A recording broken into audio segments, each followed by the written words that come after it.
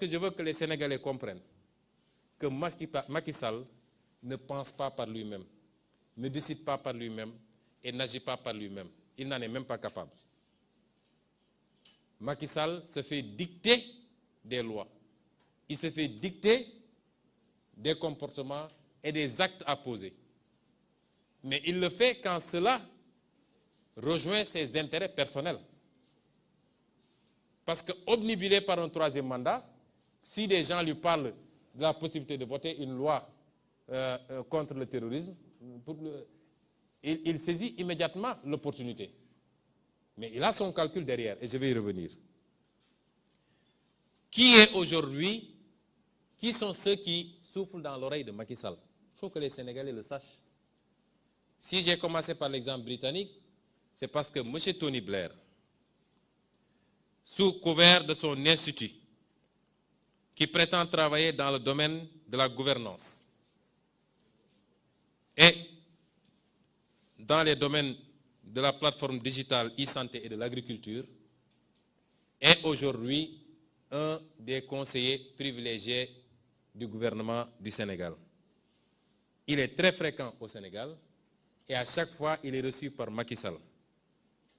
Novembre 2017, février 2020, mars 2021, et j'en passe et j'en passe.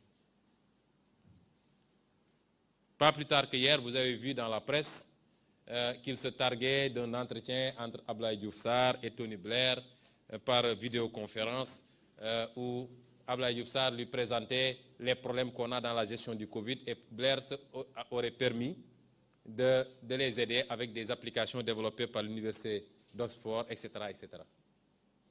Voilà des hommes qui sont devenus très influents.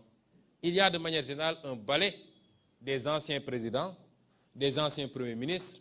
Matteo Renzi était en même temps que Tony Blair au mois de mars au Sénégal. Et officiellement pour la lutte contre la Covid et la campagne de vaccination. Mais nous savons ce qui se passe. Nous savons qui est M. Tony Blair, spécialiste de la manipulation ethnocentriste au Kosovo, en Irak, au Libye, via son cabinet de conseil stratégique. N'oubliez pas qu'il était à l'origine de la guerre d'Irak parce qu'il était celui qui tenait l'hypothèse d'armes nucléaires dont Saddam Hussein se serait doté, ce qui s'est révélé faux. C'est ces gens-là qui aujourd'hui ont pignon sur rue et sont les conseillers de Macky Sall. Il y a M. Nicolas Sarkozy, l'homme qui nous avait traité d'attardé historique, que nous ne serions pas suffisamment entrés dans l'histoire, que nous sommes dans l'éternel recommencement. L'homme qui a fait liquider Mohamed Kadhafi, déstabiliser la Libye et déstabiliser le Mali, parce que nous savons que le Mali a été déstabilisé à partir du problème libyen. L'homme qui a fait assassiner lâchement Kadhafi. Cet homme-là aujourd'hui, dont même la France ne veut plus, poursuivi d'ailleurs, cet homme est fréquent au Sénégal. Je vous dis que sa dernière visite en date, c'était du 10 au 14 juin. Il a quitté la Côte d'Ivoire où il était avec Jean-Yves Le Drian pour piquer sur Dakar et se faire recevoir avec le tapis rouge par toutes nos autorités. Et ces gens-là qui soufflent à l'oreille de Macky Sall. Il y a M. Jean-Louis Bruguière, ex-juge antiterroriste français, qui est aujourd'hui haut représentant de l'Union européenne auprès des États-Unis pour la lutte contre le financement du terrorisme. Il était à Dakar il y a à peine un mois, parce qu'il était à Dakar le 26 mai 2021. Ce monsieur s'est doté d'un cabinet de conseil en matière de lutte contre le terrorisme et a signé des contrats juteux un peu partout en Afrique. Il était au mois de septembre 2020 en Mauritanie pour renouveler son contrat. En réalité, c'est un spécialiste de la traque des opposants africains. Tout opposant africain est terroriste pour lui. Et il est grassement payé pour le faire. C'est ces gens-là qui souffrent aujourd'hui à l'oreille de nos gouvernants et qui sont à l'origine de toutes ces suggestions. Bien évidemment, Macky Sall en profite largement pour y ajouter tout ce qu'il veut par rapport à ses cibles personnelles. Je ne parle même pas de tous ces agents de renseignement particulièrement de la France, et autres barbouzes qui pullulent dans notre pays, toujours prêts à exécuter les basses besognes comme du temps de Foccart. Parce que les méthodes sont maintenant beaucoup plus vicieuses, mais elles n'en sont pas pour autant complètement annulées.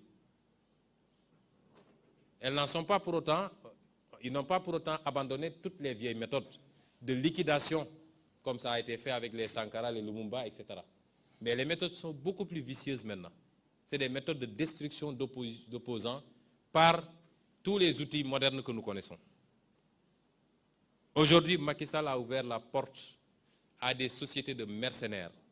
Depuis que le pétrole et le gaz, depuis que l'odeur du pétrole, du gaz sentent, plus toutes les autres ressources, nous avons toutes sortes de sociétés de mercenaires. Et je demanderai aux journalistes de faire de petites recherches sur la société Covesaez SA, d'un certain Laurent Clerc, régulièrement à Dakar, et qui prétend avoir des méthodes pour se débarrasser des opposants.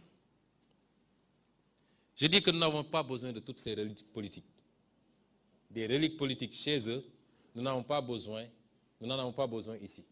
Nous sommes ouverts à travailler avec tout le monde, dans le sens d'une collaboration gagnant-gagnant. Nous avons besoin de gens qui investissent en respectant les lois de ce pays, réaménagées d'ailleurs.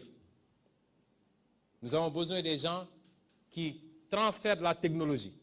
Nous avons besoin de gens qui créent des industries. Mais nous n'avons pas besoin de reliques politiques, connues pour leur capacité à manigancer, même chez eux. Nous n'avons pas besoin. Et il faut que ça cesse. Il faut que ça cesse. Je ne suis pas en train de dire que la France est à l'origine de tous nos maux. Elle n'est pas responsable de la corruption de nos élites. L'argent du peuple qui est volé tous les jours, détourné dans des comptes offshore, détourné pour construire des immeubles à gauche, à droite, détourné pour corrompre de l'électorat. C'est ça, la France n'en est pas responsable. Même si son attitude complaisante peut y jouer pour quelque chose. La France n'est pas responsable du clientélisme, des détournements de deniers publics, de l'incompétence de nos leaders, incapables d'identifier les priorités. Elle n'est pas responsable forcément du bradage de nos ressources, même si elle en bénéficie très largement. Tout ça est de la responsabilité de nos dirigeants, incompétents, incapables et qui ne sont pas des patriotes du tout.